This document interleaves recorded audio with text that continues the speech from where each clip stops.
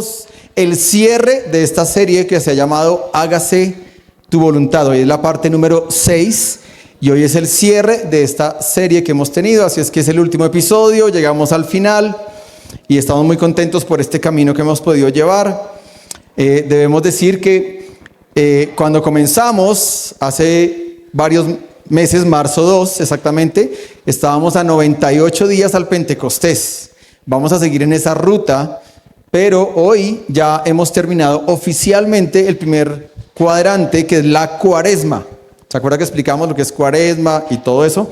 Así es que a partir de hoy es abril 13 y entramos en una semana muy especial, que es la Semana Santa o la Semana Mayor, y mucha gente la celebra y mucha gente la conmemora. Nosotros también, por supuesto, la conmemoramos, la debemos recordar. Listo, lo que pasa un poquito, hablando de tradición, es que muchas veces las personas no tienen a Dios en su vida muy cerca, y cuando llegan estas épocas como que la gente dice, uy no, Semana Santa sí la separo para Dios. Nosotros consideramos que todo el tiempo estamos con Dios y por supuesto la Semana Santa lo recordamos, lo conmemoramos, pero en cierta forma para nosotros es una semana normal, ¿ok? Esto es como un poquito de la diferencia con la tradición o con el tradicionalismo. Hoy estamos a 56 días al Pentecostés, es decir, ya estamos llegando a la mitad de ese camino y estamos a 7 días de la resurrección. ¿Ok? Y vuelvo a decir lo mismo que he dicho los últimos domingos, y es que la resurrección debería ser la fiesta que más los cristianos celebramos. Ese domingo de resurrección debería ser como el 24 de diciembre o como el 31 de diciembre. Debería ser un día en que uno dice, ¿qué vamos a almorzar? ¿Qué vamos a cenar? ¿Dónde lo vamos a pasar? ¿Qué vamos a hacer el próximo domingo? Ese es el domingo de resurrección. ¿Por qué? Porque el día en que Jesús resucita es el día en que se sella nuestra victoria y nuestro futuro se garantiza. Más que el nacimiento de Jesús, tal vez hoy vamos a hablar un poquito de eso, ¿no? Más que el nacimiento de Jesús, es si Jesús no hubiera cumplido la voluntad del Padre, no hubiera dicho, hágase tu voluntad en mi vida, pues hoy no tendríamos una fe como la que tenemos ni una esperanza. Pero por eso es que el domingo de resurrección es un domingo importante, especial. Voy a decir de una vez esto. Aquí el próximo domingo vamos a tener una celebración muy especial, un culto generacional muy diferente a como lo hacemos, y estamos pensando en que sea algo muy de familia para todas las edades, pero muy, ¿cómo se llamaría la palabra? Escenográfico o teatral, podremos decirlo, pero es para poder aprender de una manera diferente de esto y celebrar juntos. Es una fiesta y es una celebración. Yo lo animo a que si usted quiere descansar esta semana, descanse toda la semana, pero el domingo, ojalá que usted pueda decir, esa es una fecha para mí importante y la quiero reservar o la quiero guardar.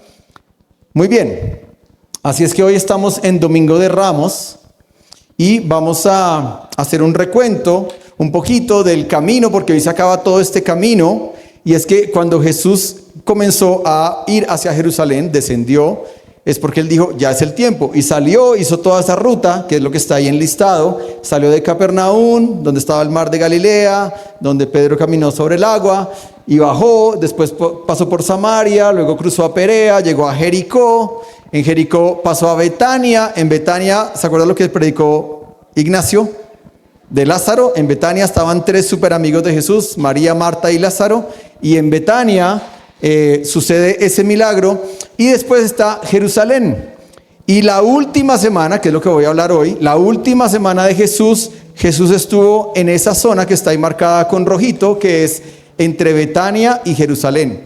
Pero ojo a esto, desde que Jesús salió de Capernaum, Jesús se quedó sin casa. También lo dije en la primera o la segunda episodio de esta serie. Jesús ya no volvió a tener casa. Todo ese camino de varias semanas fue quedándose donde podía o como él tenía forma, así se quedaron con sus discípulos. Fue un recorrido, fue un peregrinaje hacia Jerusalén. Ahora la pregunta es, ¿para qué Jesús iba a Jerusalén? ¿Para qué iba?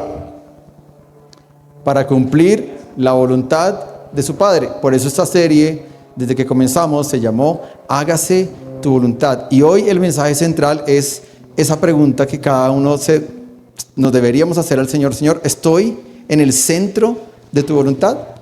¿O estoy negociando tu voluntad con mi voluntad? ¿Están tus planes en mi corazón o son mis planes los que estoy tratando de que tú avales? Esa es la pregunta final de hoy. Así es que, viendo un mapa para que ustedes se recreen, ya nos fuimos un poquito más cerca. Betania y Jerusalén, o el templo, tenían una distancia de 3 kilómetros. Entre Betania, la casa de Marta, María y Lázaro, y el templo de Jerusalén tenían 3 kilómetros. Dicen que caminando se gastaban 45 minutos a 1 hora. Entonces Jesús, los últimos días, ¿qué hacía Jesús? En la mañana caminaban, iba a Jerusalén, hacía lo que tenía que hacer y después regresaba. Dormía donde María, Marta y Lázaro y al día siguiente regresaba. ¿Cuántos días hizo esto? Como 5, ¿verdad? La Pascua, que es el jueves santo, hasta ahí llegó, porque esa noche ya no llegó a casa. Esa noche, ¿dónde se quedó? En el Monte de los Olivos, acá, que es mucho más cerca de Jerusalén. Ahí queda el Getsemaní, donde él es arrestado y es llevado a Jerusalén. Y bueno, ahí vamos, ¿no? Entonces, ¿cómo es el recorrido de Jesús la última semana? El domingo, o sea, hoy es el domingo de Ramos. Y ustedes van a ver hoy de pronto en el parque principal de Cajicá o de los municipios que mucha gente hoy está con ramos, ¿ok? Se llama el domingo de Ramos. Y es la entrada, se llama la entrada triunfal de Jerusalén. La noticia de Jesús, de la resurrección de Lázaro, había corrido mucho por esos días y a Jesús lo consideraron esos días que él efectivamente era el Mesías. También cuando él entra a Jerusalén, los fariseos ya no resisten las enseñanzas de Jesús y dicen, lo tenemos que matar. Ya que vino hasta acá, de aquí no sale. Eso fue el domingo. Jesús va y duerme el domingo donde Lázaro en Betania y vuelve el lunes. ¿Qué hace el lunes? La purificación del templo. Y Jesús reprende a la multitud por su incredulidad. Eso es solamente un bosquejo muy rápido de cómo fue la última semana. Va y duerme el lunes donde María, Marta y Lázaro y vuelve el martes. Y el martes hace esas enseñanzas principales, que es la parábola de los talentos, la parábola del banquete, la parábola de las 10 vírgenes. O sea, todas las enseñanzas finales de Jesús fueron del tiempo futuro, del Apocalipsis. Los talentos también fue como la enseñanza de, hey, tú tienes algunos talentos, si por miedo los quieres enterrar y nunca usarlos, allá tú. Pero cuando te presentes ante el Señor, te va a decir qué hiciste con lo que yo te di. Entonces, todas las enseñanzas de Jesús estos últimos días fueron muy confrontativas y muy apocalípticas. También ahí habla de la enseñanza del pago al César, y ahí es donde Jesús dice el mandamiento más importante, ¿no? Que le preguntan, ¿cuál es el mandamiento más importante, no? Luego, el martes va y duerme y vuelve el miércoles. El miércoles, Judas se desaparece de la escena, y los que van a ir hoy a The Chosen van a vivir este episodio, de que Judas se desaparece el miércoles porque él va y negocia con los fariseos para vender a Jesús. Eso sucede el miércoles. Y también hay otro episodio muy importante el miércoles, y es que María unge al Señor con el perfume, ¿no? Eso también lo vamos a ver ahorita un poquito más en detalle. Después viene el jueves. ¿Qué sucede el jueves? El jueves es la última cena. La Pascua judía se celebra en el aposento alto, donde después, ¿cuántos días después? 49 días después llega el Pentecostés, en el mismo aposento alto donde se celebró la Pascua, la última cena. Ahí está la oración en el Getsemaní. Lo arrestan a Jesús, o sea que Jesús ahí ya no vuelve a su casa el jueves. El viernes tiene el juicio, tiene el martirio, tiene la crucifixión, la sepultura. El sábado es un día misterioso porque Jesús está en la tumba. Hay muy poco que decir en la Biblia al respecto. Por allá Pedro dijo que Jesús en ese día, en una de las cartas de Pedro, dice que fue y predicó a los espíritus encarcelados que habían muerto antes de Jesús. Todos los judíos que murieron en el Antiguo Testamento antes de Jesús, dice que el sábado Jesús fue y predicó para que ellos también pudieran ser salvos. Eso es una teoría, no es bíblico, pero pues es difícil pensar en eso, el sábado. Y el domingo es la resurrección de Jesús. ¿Ok? Esa fue la última semana de Jesús y es lo que comienza hoy. Y en esa semana lo que yo quiero hablar hoy es del proceso. Así se llama este episodio de hoy, el proceso de Dios en tu vida. Y voy a hablar de 5 pasos que suceden en tu vida, en ese proceso, trayéndolo de la última semana de Jesús. Entonces, el paso número 1 es la entrada triunfal a Jerusalén. Y está en Marcos 11, si usted quiere ir, si no yo lo voy a leer, Marcos 11, del 1 al 11. Y dice así la palabra de Dios: ya se acercaban a Jerusalén, y cuando estaban cerca a Betfage y de Betania, frente al monte de los Olivos, Jesús envió a 2 de sus discípulos con este encargo: vayan al pueblecito que está enfrente, al entrar verán un burro atado, en el que nadie ha montado, desátenlo y tráiganmelo, y si alguien les pregunta por qué lo hacen, díganle que el Señor lo necesita y que pronto lo devolverá. Los 2 discípulos obedecieron y hallaron al burrito en la calle, atado junto a una puerta, y lo desataron. Unos que estaban allí les preguntaron: ¿por qué lo desatan? Ellos le respondieron lo que Jesús les había dicho y los dejaron ir. Y le llevaron pues el burro a Jesús. Los discípulos pusieron sus mantos sobre el burro y Jesús se montó. Y muchos tendían por el camino sus mantos o ramas de árboles. Y los que iban delante y los que iban detrás gritaban: Hosana, bendito el que viene en el nombre del Señor. Bendito el reino que viene, que es el reino de nuestro padre David. Hosana en las alturas. Ya en Jerusalén, Jesús entró al templo y miró detenidamente a su alrededor y salió. Como ya estaba avanzada la tarde, se marchó a Betania con los 12. Betania, la casa de Marta, María y Lázaro. Así es que en este cuadro, ¿por qué se celebra el Domingo de Ramos? Porque lo que dice la Biblia es que cuando Jesús llegó, la gente comenzó a adorarlo y a decirle Hosana, ¿no? ¿Qué significa la palabra Hosana? Hosana quiere decir Dios salva ya. Y el pueblo lo que creyó en ese momento es que ya había llegado el Mesías, pero pensaban que era un Mesías militar, libertador, poderoso, que los iba a sacar de la esclavitud de Egipto, pero realmente eso no fue lo que pasó. Y en este cuadro vemos que hay varios tipos de personas que están viendo esa entrada de Jesús, y hay algunos que tal vez eran personas que nunca lo habían visto, era la primera vez y lo vieron, y seguramente eso es como cuando usted no conoce a un artista. A veces mi hija me dice: ¿conoces a Vele? Y yo: ¿Vele? No, ¿qué Vele esa? Me dice: pero si Vele vivió en Cajicá y no sé qué. Y bueno, me cuenta la historia. Entonces yo le digo: no lo conozco. Si me lo encontrara en Fontanar, un día pasaría por su lado y no sabría quién es Vele. Seguramente había gente en este cuadro que cuando vio a Jesús subido en ese burro dijo: ¿y quién es ese? Pero entonces mi hija me dice: no, es un tipo súper famoso que canta y no sé qué, y se separó de la esposa y la dejó sin plata, y entonces ahora sacan memes de que si no tienes plata como él, pues entonces ahora es esto, bueno, etcétera, etcétera. Seguramente mucha gente estaba acá y nunca habían visto a Jesús y estaban diciendo: ¿quién es ese? Y mucha gente estaba comenzando a contar: Jesús es este. Tal vez otros lo veían como su libertador de la esclavitud de Roma. Tal vez los que más gritaban Hosana, tal vez estaban diciendo: ese es. Y creían fielmente que él los iba a sacar ya de la esclavitud. Tal vez había otro grupo, que eran los fariseos, que lo veían como una amenaza.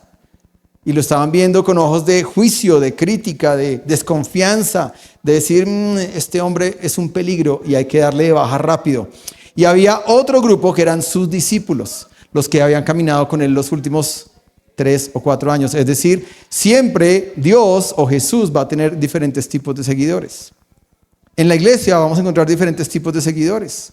Discípulos, que es nuestra meta, ¿no? Queremos que todos seamos discípulos. Un discípulo no es lo mismo que alguien que asiste a una iglesia, no es lo mismo que alguien que de pronto de vez en cuando busca a Dios. Un discípulo es alguien que es un seguidor a muerte, como esos que están ahí abajo y que se estaban alegrando con Jesús. Seguramente ellos, cuando uno ve las escenas, ellos estaban como felices, eufóricos, diciendo: bueno, listo, fue duro esos 3 años, pero llegó nuestra hora, ¿no? Y seguramente estaban pensando: yo voy a ser el segundo, yo voy a ser el tercero a bordo, yo voy a ser el capitán de las tropas, yo voy a ser la mano derecha de Jesús, el de la mano izquierda, pero realmente no tenían ni idea completamente de lo que iba a pasar, ¿verdad? Pero siempre vamos a encontrar diferentes tipos de personas. Sin embargo, este es el primer paso en el camino con Dios, y el primer paso es que Jesús nos encuentra. Jesús se reveló a la gente de una manera como nunca antes lo había hecho en sus 3 años, y es con gloria. Él mismo aceptó ir en gloria, entre comillas, ¿no? Encima de un burro, porque hubiera escogido el mejor caballo, ¿no? ¿Cómo se llama el caballo de Bolívar? ¿El Palomo? Tal vez hubiera escogido un caballo así, real, poderoso, no, escogió un burro. Bueno, eso también manda un mensaje, ¿no? Y de ahí podríamos sacar una enseñanza. Pero realmente lo que Jesús está haciendo con nuestras vidas, y quiero que pienses cuando tú comenzaste a caminar con Jesús, es que lo primero es que Jesús se reveló a tu vida y tal vez tú lo viste y dijiste, wow, y entonces tal vez tú en algún momento dijiste, yo te amo, Señor, y la gente estaba eufórica diciendo, yo te amo, yo te amo y yo te amo. Tú eres Hosana, tú eres el que Dios salva hoy. La pregunta es, ¿era una adoración profunda del corazón o era una adoración eufórica y emocional solamente? Entonces significa que en el primer paso, cuando conocemos a Dios, muchas veces nuestras emociones están ahí. Es lo que llama la Biblia el primer amor. Y muchas veces hemos escuchado tal vez esa palabra, hey, no pierdas tu primer amor. Porque tal vez el primer amor era esto, era, no, Él me salvó, Él me encontró, estoy feliz, yo quiero aprender a leer la Biblia, yo quiero aprender a consagrarme. Pero viene el segundo paso, y el segundo paso es la purificación del templo, y está en Marcos capítulo 11, versículo 15 al 17, y si usted quiere leerlo conmigo, dice así Marcos 11, 15 al 17, al llegar a Jerusalén, se dirigió al templo. Allí echó fuera a los que vendían y compraban y volcó las mesas de los que cambiaban dinero y las sillas de los que vendían palomas y no permitía que nadie entrara al templo cargando mercancías. Y se puso a enseñar, les decía, las escrituras dicen que mi templo ha de ser casa de oración de todas las naciones, pero ustedes lo han convertido en una cueva de ladrones. Ojo con los días, ¿no? Esto no pasó el primer día, esto no fue el domingo de Ramos. El domingo de Ramos, que leímos antes, dice que él solamente entró a Jerusalén y observó. Y como ya era por la tarde, él vio. La pregunta es, ¿qué observó y qué pensó? Siempre he pensado en eso, ¿no? Dice que observó y vio y se fue a la casa de Lázaro. Y yo me pongo a pensar, ¿qué hizo esa noche? Y yo creo que lo que Jesús hizo esa noche fue ir a orar, ir a decirle, Padre, ¿qué hago? Y dice otro de los evangelios que cuando Jesús llegó al día siguiente, esto tomó un tiempo para hacer el látigo. Él mismo lo armó. O sea, Jesús, eso no fue algo como emocional, como que, ay, voy a volcar las mesas. Él fue una noche, pensó, recibió la instrucción y vino al día siguiente. Y por eso dice que cuando comenzaba el día, él se fue al templo y él ya sabía exactamente lo que iba a hacer. Así es que lo que pienso es qué tan difícil fue para Jesús, el hombre más amoroso que tal vez podemos conocer, tener que cruzar su línea con su carácter y decir, hoy no voy a ser el Jesús amoroso, hoy voy a ser el Jesús firme. Y yo creo que eso fue difícil, asumir ese rol de, hoy me toca volcar las mesas. Hoy me toca sacar el látigo. Hoy me toca hablar duro. Hoy me toca confrontar. Yo creo que eso no fue para nada fácil, pero lo importante en este paso es que si yo solo llego al paso 1 y me quedo en el paso 1 con una adoración eufórica y emotiva, pero nunca dejo que Jesús trabaje el paso 2 en mi vida, ¿que cuál sería? Que Él me purifique. ¿Quién es el templo? Nosotros somos ahora el templo. Entonces, ¿qué es lo que necesitamos? Que Jesús volque nuestras mesas. ¿Qué significaría que Dios o Jesús volque nuestras mesas? Que trabaja en nuestros hábitos, por ejemplo. Mis hábitos tienen que ser cambiados. Mis conductas tienen que ser desaprendidas para aprender o reaprender nuevas cosas. Me encantó que en el episodio chiquito que vimos hace 8 días, Jesús le dice a Pedro, ¿no? Mi misión es transformar las personas. Dios, Jesús, quiere transformar nuestras vidas. Pero muchas veces este proceso de purificación es difícil porque nos duele. Yo no me imagino lo que dice la Biblia acá, ¿no? Dice, y Jesús se paró en la puerta del templo y no dejaba que nadie entrara. Yo imagino aquí parado en la puerta, así, ¿no? Con el látigo, como ustedes lo vieron, y yo realmente dije, uy, no, ya no entro. Es raro, porque uno dice, ay, pero Jesús es amoroso, Jesús es tierno. No, pero Jesús es firme. Y Jesús también marcó ahí el punto y dijo, hey, mi casa es una casa de oración. El templo, o sea, nuestra vida debe ser un templo de oración. Así es que ese es el segundo paso, dejar que Dios purifique nuestras vidas. Eso tiene que ver con la gracia salvífica, pero también tiene que ver con la gracia santificadora, que es un sendero, es un camino, es un proceso. Él me salva y comienza a cambiarme cosas, pero poco a poco yo necesito seguir en la purificación y decirle a Dios, sigue volcando mis mesas, sigue volcando mis mesas, sigue volcando mis mesas. Eso es difícil hacerlo. Paso 3. El paso 3 está en Marcos 12, del 28 al 34. Y el paso 3 yo lo puse adoración incondicional. Tenía muchas ideas en la cabeza, pero esa fue la que más me empujó. Y dice Marcos 12, del 28 al 34, es un pasaje muy conocido. Dice, entonces se le acercó uno de los maestros de la ley, o sea, se le acercó un profesor de teología, un profesor de Biblia antigua, o un profesor de la Torá, y le dijo, de todos los mandamientos, ¿cuál es el más importante? Jesús le contestó, el más importante es... Oye Israel, el Señor nuestro Dios, el Señor es uno. Ama al Señor tu Dios con todo tu corazón, con toda tu alma, con toda tu mente y con todas tus fuerzas. Y el segundo es ama a tu prójimo como a ti mismo. No hay otro mandamiento más importante que estos. El maestro de la ley le respondió, muy bien dicho maestro, dice la verdad cuando afirmas que Dios es uno y que no hay otro además de él. Y que amar a Dios con todo el corazón, con todo el entendimiento y con todas las fuerzas y amar al prójimo como a uno mismo es más importante que todos los holocaustos y todos los sacrificios. Al ver Jesús que había respondido con sabiduría, le dijo, no estás lejos del reino de Dios. Después de esto ya nadie se atrevió a hacerle más preguntas. Y puse esta escena porque esta escena tiene que ver con esto. Y es María, ¿no? La del perfume. Y en Chosen, en la temporada 4 anterior, se ve cómo nos recrean la escena que ella va, busca y empieza a tener un diálogo con otra discípula y le dice, ¿qué le podría dar yo a Jesús que sea extravagante?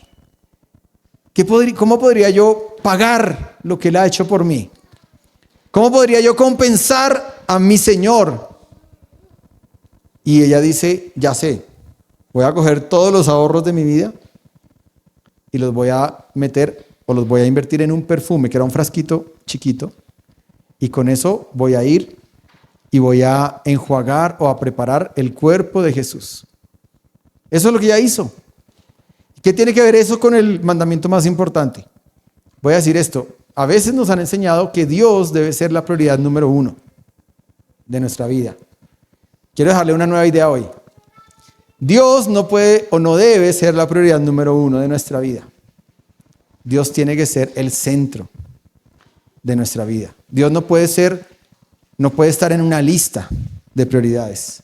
Él está fuera de la lista de prioridades. Él tiene que ser el eje, el centro.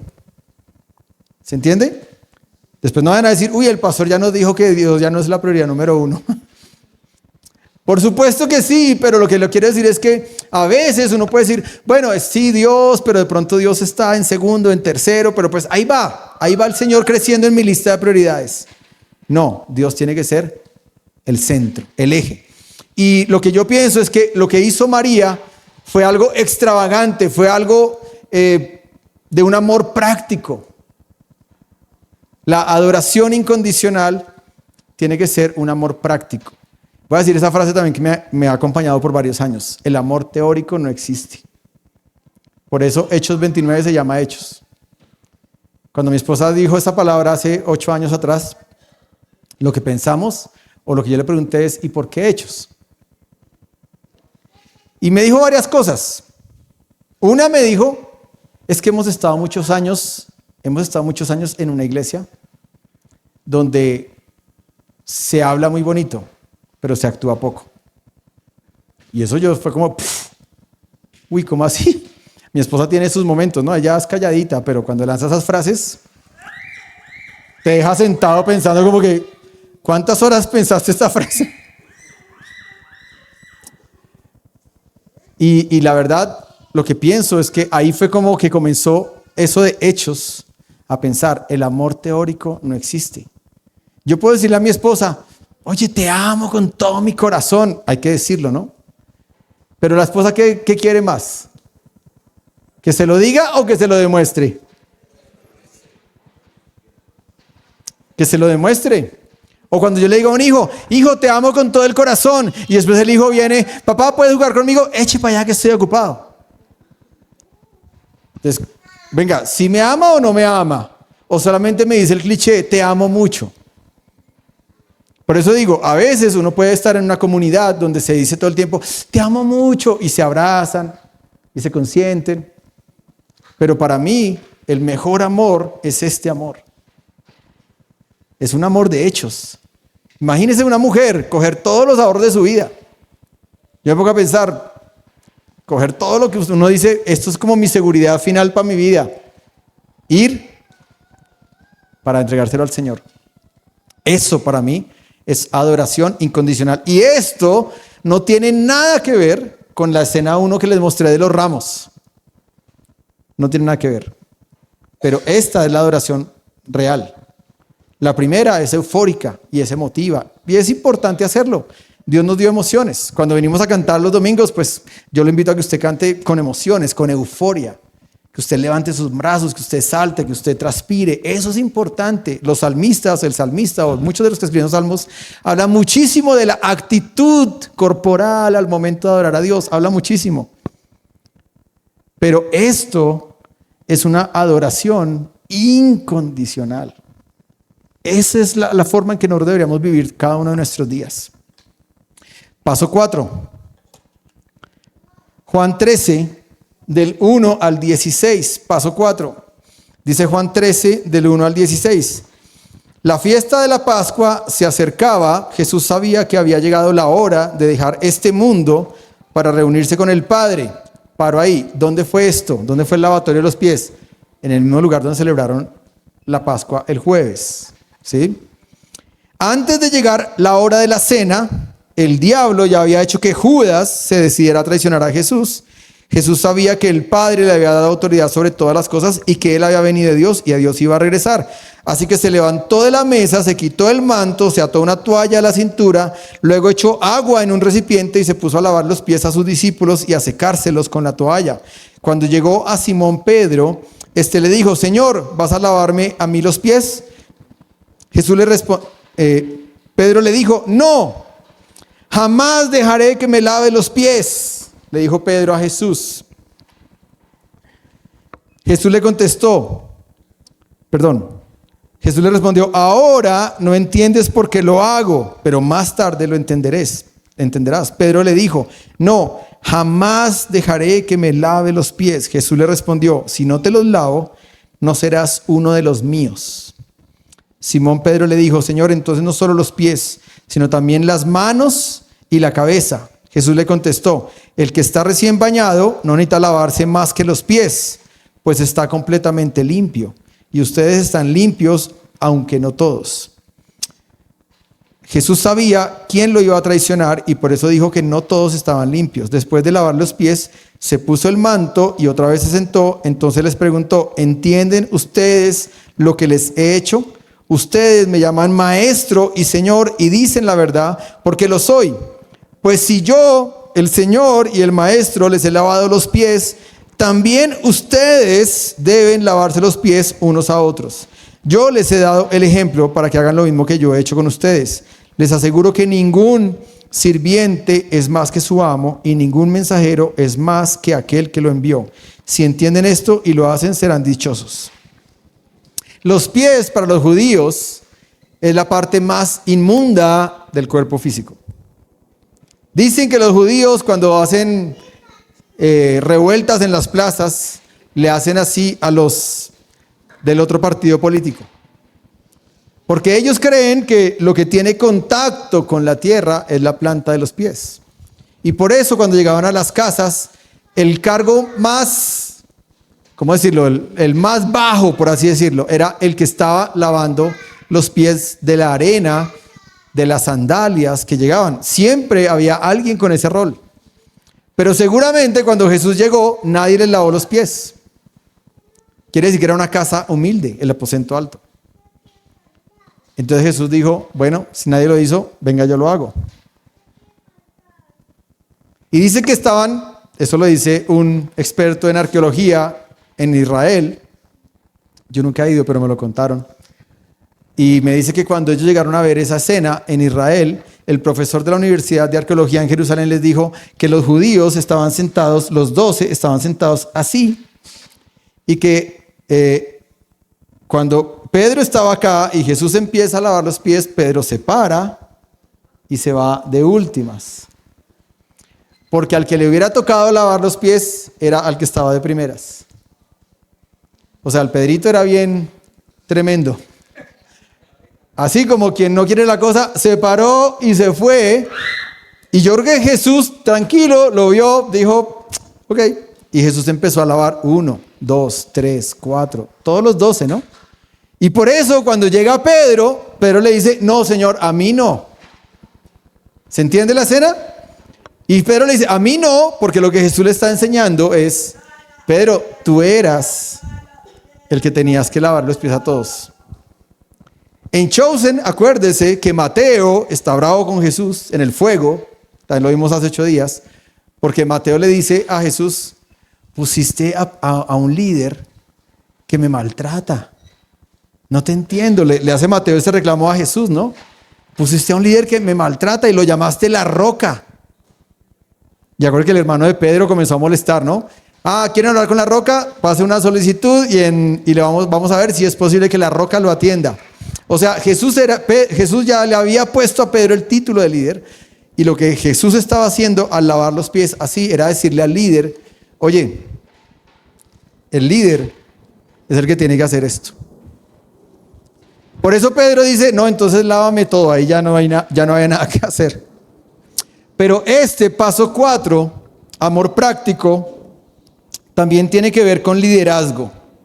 Y eso es de lo que yo quiero hablar en este momentico, en estos 2 minutos que voy a pasar en este paso. Y es que cuando Jesús se revela, luego Jesús me purifica, luego Jesús me enseña a ponerlo en el centro de mi vida y que Él sea el centro, que Él no sea una prioridad, sino que Él sea el centro. Lo cuarto es que Él me quiere usar. Él me quiere usar como un líder. La palabra líder, alguien me dijo un día, no aparece nunca en la Biblia, no fue en este país, pero en esos países que son así como bien cuadriculados, una vez me dijeron, usted habla de liderazgo, pero en la Biblia no dice nunca la palabra líder. Gracias a Dios por las nuevas traducciones, porque en las nuevas traducciones hay muchísimas referencias que hablan de líderes. Pero ojo, porque lo que Jesús está diciendo es, el líder es el que se desarrolla con un amor práctico por otros. Práctico es con acciones. ¿Sí? Siempre va a tener que ver con la gente, también lo dije hace 8 días, ¿no? Siempre que pensemos en liderazgo, siempre el liderazgo se desarrolla con personas. Yo no puedo liderar procesos, yo no puedo liderar máquinas. Bueno, el hombre famoso de Telsa, Musk, el nombre se me olvida, Elon Musk, ese mismo. Dijo hace poquito, en 10 años, la inteligencia artificial va a ser el 90% de los procesos que hacen hoy los humanos. Y entonces uno se queda pensando en eso, y entonces uno dice, o sea, los pastores vamos a ser reemplazados. Bueno, eso es lo que yo pienso desde mi lado, ¿no? Me quedan como 9 años y medio. Pero cuando uno piensa en liderazgo y en esta foto, es que el amor práctico o el liderazgo solo crece cuando yo trabajo con otras personas. No hay otro camino, no hay otra forma. Yo aquí no lidero sillas, yo aquí no lidero equipos, los usamos por supuesto. Yo no lidero las carpas, yo no lidero el trampolín, yo no lidero la cafetería, lideramos personas. Y el amor práctico va a crecer, el liderazgo va a crecer en la medida en que mi amor práctico por las personas crece. Y ese es un llamado de Jesús a decirnos, el que esté entre ustedes tiene que ser como el que más sirve. Y vamos al último, y aquí me voy a demorar como 7, 8 minutos más y con esto voy a cerrar, porque es el cierre de la serie, y está en Lucas 22, 39 al 46, y en Lucas dice así, Jesús salió de la ciudad acompañado por sus discípulos y se dirigió al monte de los olivos. Como era su costumbre, cuando llegaron al lugar les dijo: oren para que no caigan en tentación. Entonces se alejó de ellos a una buena distancia, se arrodilló y se puso a orar. 2 puntos. Y esta es la oración que yo quiero que usted se lleve hoy para su vida, como el cierre de esta serie. Dijo: Padre, si quieres, no me hagas beber este trago amargo, pero que no se haga lo que yo quiero, sino lo que tú quieres. Dice que en ese momento un ángel del cielo se le apareció para darle fortaleza, y él estaba tan angustiado que se puso a orar con más intensidad, y su sudor caía a tierra como grandes gotas de sangre. Y cuando terminó de orar, volvió a donde estaban los discípulos y los encontró dormidos. Estaban agotados por la tristeza, y él les dijo: ¿por qué están durmiendo? Levántense y oren para que no caigan en tentación. Ese pasaje es extremadamente poderoso para aquel que hoy lo agarra y lo mete en su corazón. Y voy a decir esto: ¿Jesús estaba acompañado o solo?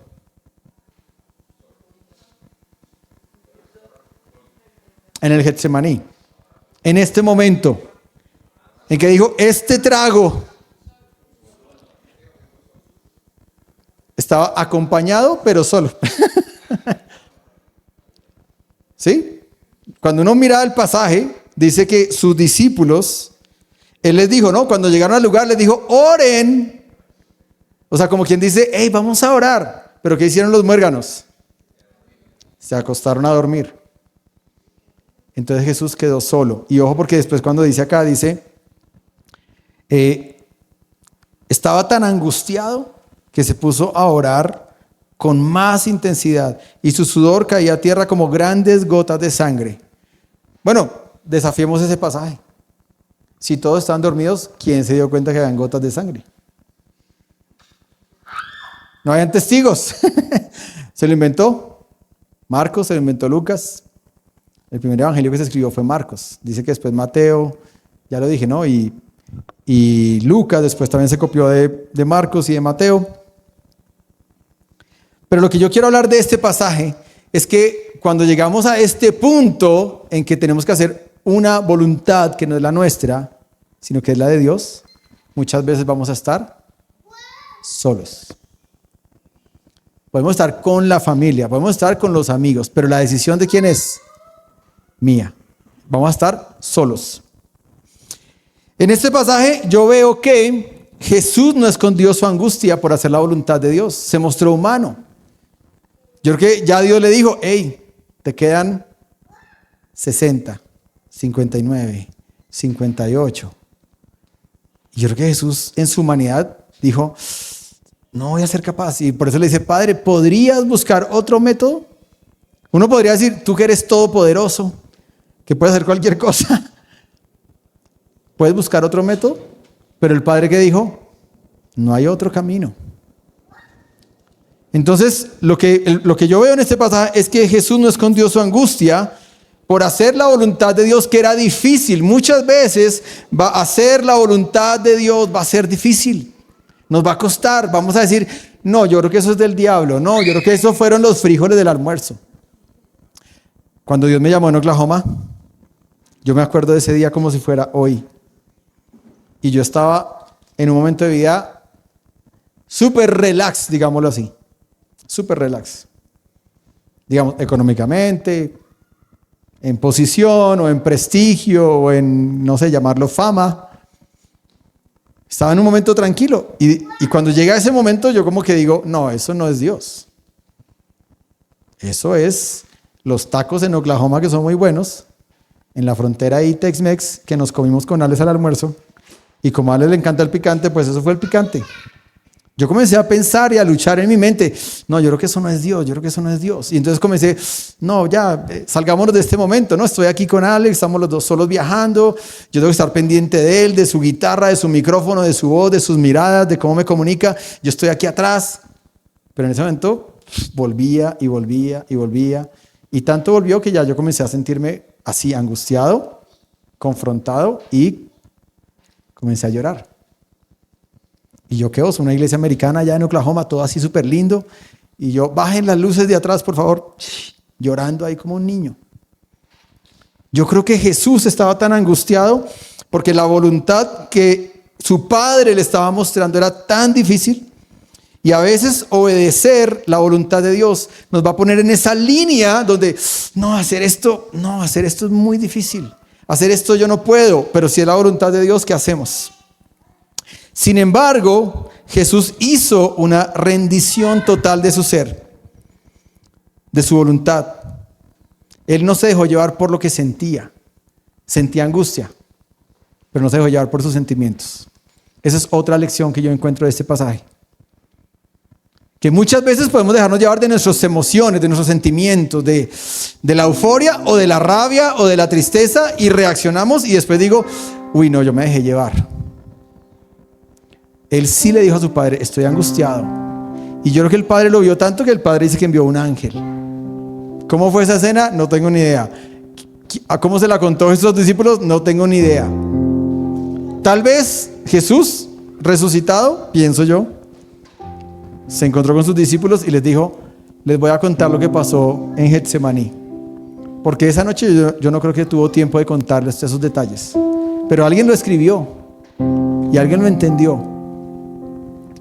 Así es que Jesús no se dejó llevar por sus sentimientos.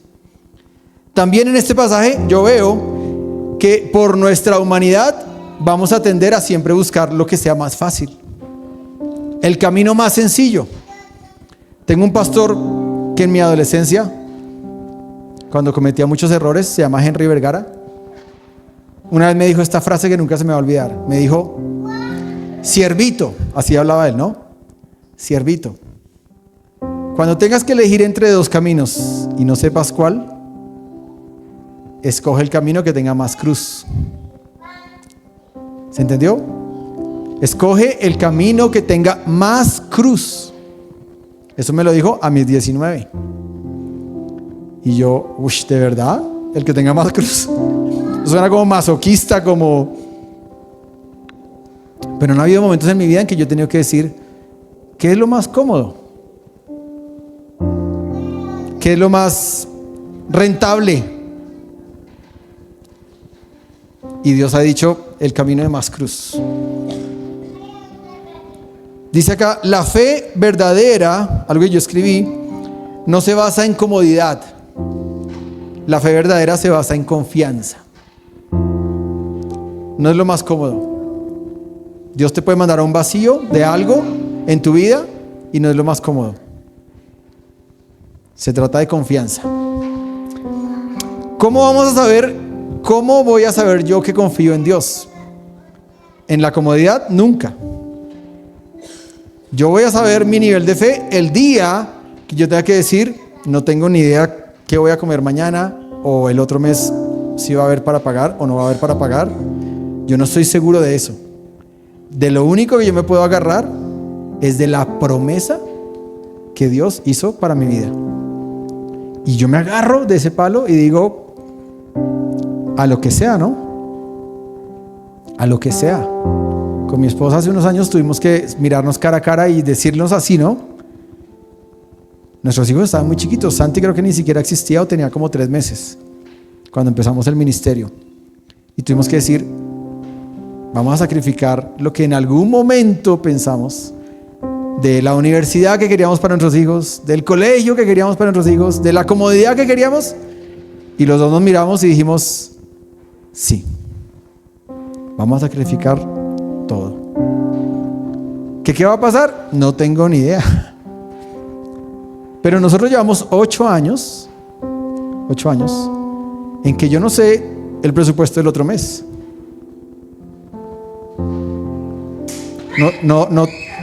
No tengo una empresa de marketing para impulsar más mis ventas y decir, necesitamos que esto venda más. Pero vuelvo y digo, el camino de fe, la fe verdadera, no se trata de comodidad, se trata de confianza. Se trata de hacer la voluntad de Dios. Termino con esto. ¿Qué significa hoy decir hágase tu voluntad? ¿Qué significa hoy decir hágase tu voluntad? 4 cosas. Número 1, confiar en Dios aun cuando no entendamos nada. Es confiar. También me acuerdo que nosotros ya estábamos metidos en el proceso de ir al ministerio, cuando de pronto mi esposa me dice: mi amor, viene otro hijo. Y yo por un instante de microsegundo dije: ¿celebro o lloro? Lo confieso, fue un microsegundo, pero la palabra de Dios vino y dijo: los hijos son una bendición. Entonces yo dije: ay, amor, los hijos son una bendición. ¿Y por qué no sabíamos que estabas embarazada? Voy a decir esto: lo más seguro es que Santi fue engendrado en Paipa. Hoy, como no hay chicos acá, pues puedo hablar con tranquilidad, ¿no? Pero cuando ella dijo eso, yo también dije: wow. Pero yo entendí esto: aun cuando no entendamos, confiamos. Ese es número 1. Número 2, ¿qué significa hoy decir hágase tu voluntad? Obedecer a Dios aunque el camino implique sacrificar todo. Obedecer, obedecer, obedecer, obedecer. Si Dios me dice, yo lo hago, sea lo que sea. Si Dios me dice, súbete a un puente, me subo. Si Dios me dice, vete del país, me voy del país. Si Dios me dice, vete al municipio del norte de Bogotá, me voy. Si Dios me dice, vende tus carros, los vendo. Si Dios me dice, yo lo hago. Aun cuando no lo entienda, lo obedezco. Obedecer a Dios aunque el camino implique sacrificar todo. Número 3, poner nuestras decisiones, nuestras relaciones, nuestro futuro en sus manos. Hay gente que dice: uy, pastor, pues usted tiene un resto de contactos, ¿no? Ayer, el viernes, Pipe Saavedra me mandó un mensaje por la noche. Me dijo: hola, mi paz, me voy un mes para San Salvador de comisión. Duró un mes en México y ahora lo mandan para San Salvador. Le está yendo bien a Felipe. Me voy un mes. ¿Conocerás una iglesia del Nazareno donde me pueda congregar un mes? Y yo le dije: pues mira, la verdad, siendo muy sincero, del Nazareno no conozco ninguna en San Salvador, pero conozco unas muy grandes en San Salvador cuando íbamos con Alex. Pero te voy a averiguar una iglesia del Nazareno en San Salvador. Y la gente cree que porque uno tiene contactos o relaciones, como que eso es un salvavidas en algún momento. Y vuelvo y digo el punto como lo escribí, ¿no? Poner nuestras decisiones, nuestras relaciones, nuestro futuro en sus manos. Ya no está en mis manos, está en sus manos. A veces mi hija me pregunta, ya está cada vez más crecidita, ¿no? Ustedes ya la ven. Y a veces me pregunta: papi, si yo estoy estudiando en un colegio americano y vas con un cartón americano, significa que tú me vas a pagar una universidad americana. Y yo la miro y pienso: son 3 hijos, ¿cuánto cuesta una universidad americana? Y mi respuesta es: mira, Sofi, yo soy tu papá, pero yo no soy tu proveedor. Tu proveedor es... Así es que tranquila, algo va a hacer. Hoy cuando Marcos dijo pongan sus manos, ella hizo así, ¿no? Los adolescentes son así, ¿no? Como que nadie me vea. Y lo que yo sentí en mi corazón fue: Señor, ella tiene un sueño que yo no conozco y está así. Haz que pueda ser así. 4 punto. ¿Qué significa hoy decir hágase tu voluntad? Cuando decimos hágase tu voluntad, renunciamos al control. Control resaltado con negrillas y entre comillas, con asteriscos y con chulos. Porque un mentor que amo mucho me enseñó que el control es sinónimo del pecado original. Es sinónimo. Y me puso a ver una película, ¿no? Es con el mismo de Hannibal, que se me olvida el nombre del actor. Anthony Hopkins. Eso. Que se llama...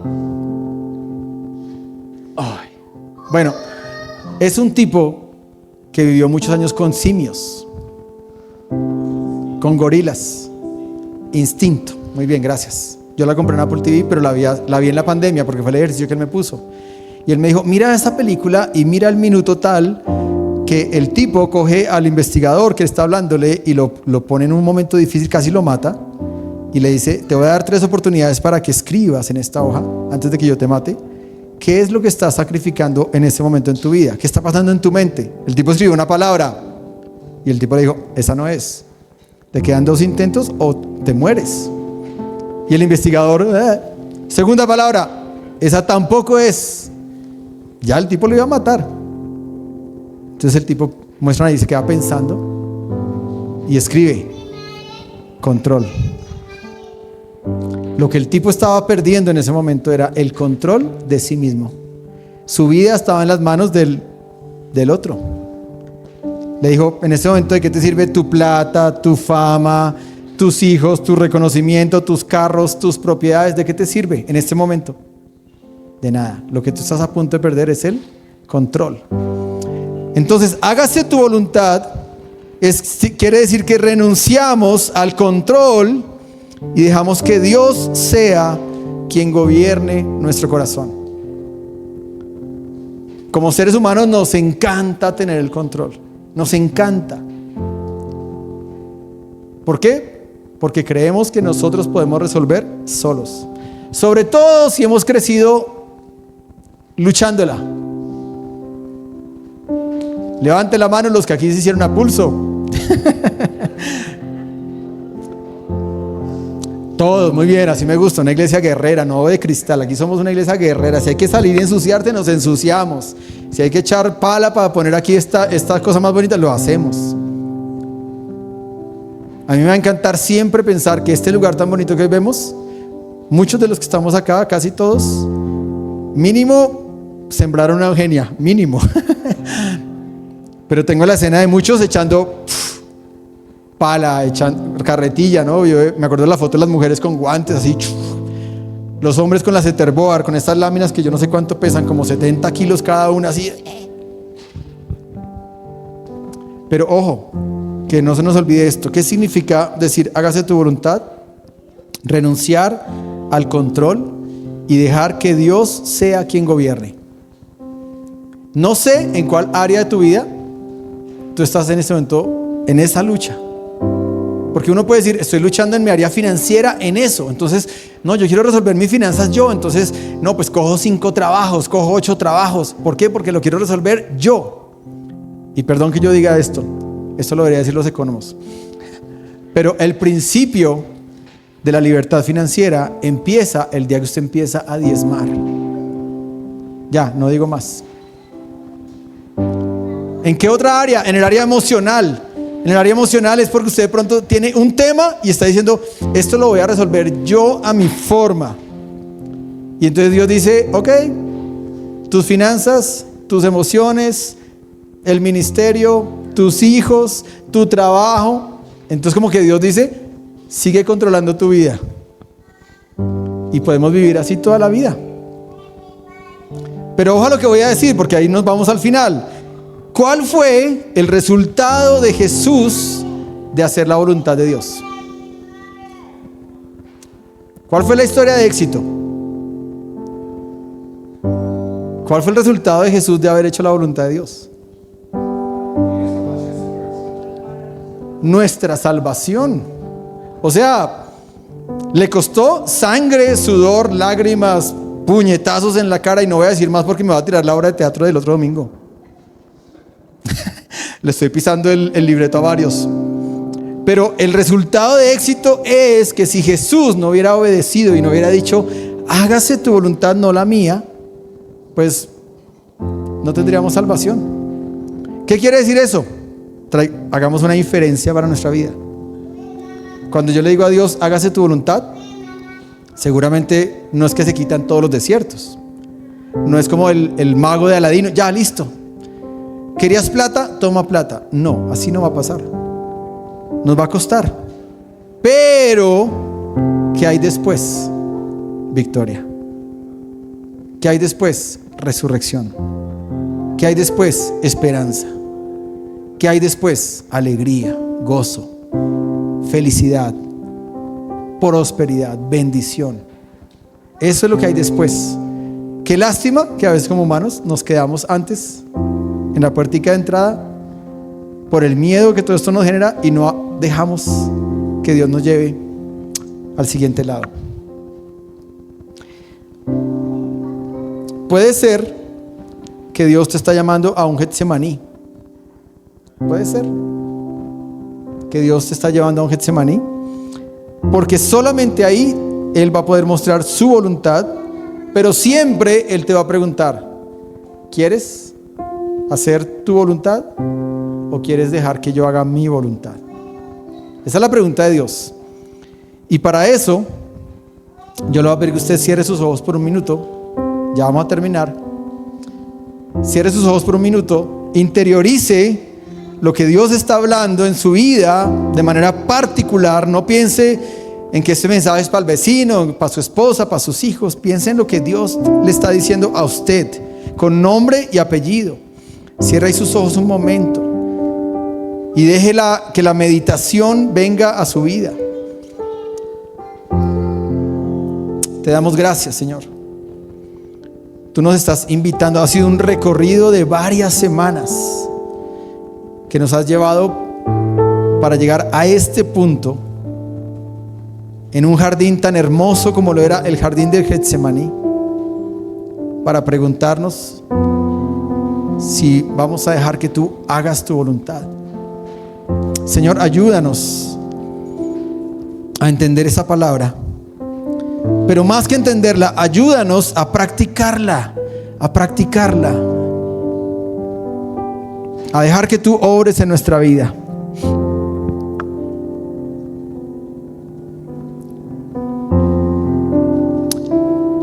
Y yo lo quisiera invitar a que usted dijera conmigo la oración del versículo 42 de Lucas 42, cuando Jesús dice: Padre, si quieres, no me hagas beber este trago amargo, pero que no se haga lo que yo quiero, sino lo que tú quieres. Que esa sea nuestra oración hoy, Dios. Podemos decirte: Padre, papito amado, si tú quieres, puedes sacarme de este desierto. Si tú quieres, puedes evitar que yo sufra. Si tú quieres, puedes hacer más ligera mi carga, o hacer un poco más llevadera la carga, si tú quieres. Pero, Señor, yo quiero es que se haga tu voluntad. Y si tu voluntad es difícil, envía un ángel para que me fortalezca. Envía un ángel para que me levante. Envía un ángel para que me anime. Envía un ángel que me devuelva el gozo y la alegría. Envía un ángel que me ayude a ver la vida más allá de este momento, de esta circunstancia. Te lo pedimos, Señor. Te damos gracias por tu palabra y te pedimos que nos ayudes a hacer una iglesia, una comunidad de discípulos, que estemos dispuestos siempre a decir: hágase tu voluntad en nuestras vidas, en todas las áreas, en todos los momentos, en todos los tiempos, Señor.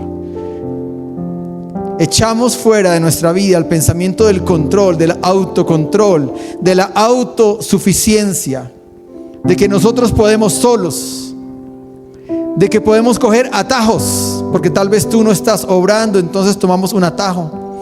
Hoy renunciamos a esas ideas, hoy renunciamos a esos pensamientos y nos rendimos a ti y te decimos: Señor, hágase siempre tu voluntad. Oramos en el nombre del Padre, del Hijo y del Espíritu Santo. Amén. Dios los bendiga a todos. Terminamos esta hermosa serie. Vamos a salir.